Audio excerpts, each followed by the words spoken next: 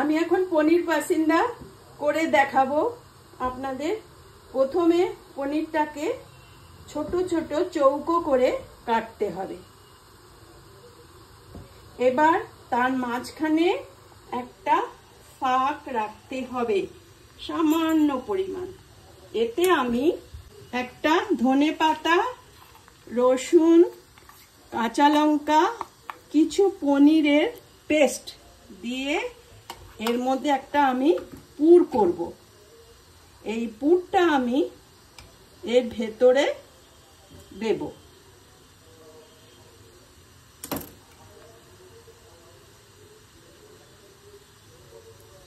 এইভাবে পুরটাকে লাগাতে হবে।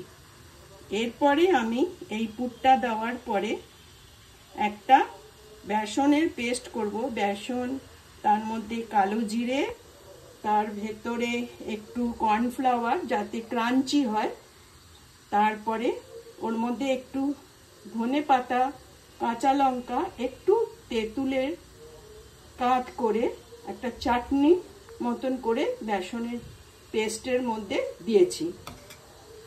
এবার আমি এই বেসনের পেস্টটার ভেতরে এর মধ্যে একটা পেস্ট আমি বানিয়েছি।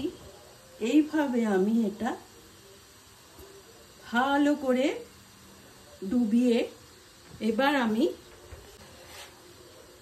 ফ্রাই প্যানে তেল গরম করতে দিয়ে এবার এইটাকে আমি একটা একটা করে ছাড়বো। তাহলে আমাদের সুন্দরভাবে তৈরি হয়ে যাবে পনির পাসিন্দা।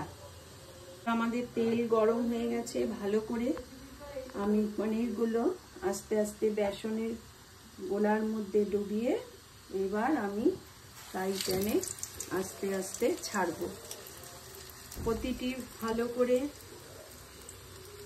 ফ্রাই হলে আমি বের করে আপনাদেরকে আবার দেখাবো।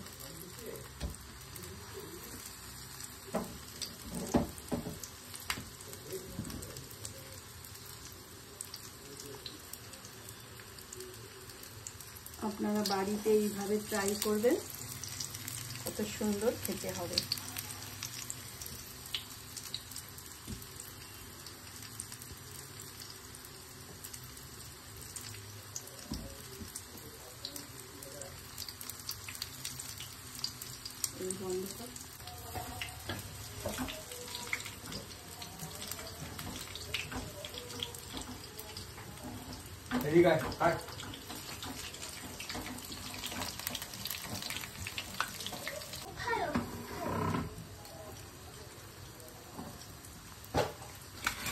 এবার বলছি, এবার আমাদের ফ্রাইটা পুরো হয়ে গেল। আমরা এখন সার্ভ করে দেব হোয়াইট মেয়োনিজ আর টমেটো সস দিয়ে। অপূর্ব লাগবে। আপনারা একবার ভালো করে ট্রাই করবেন।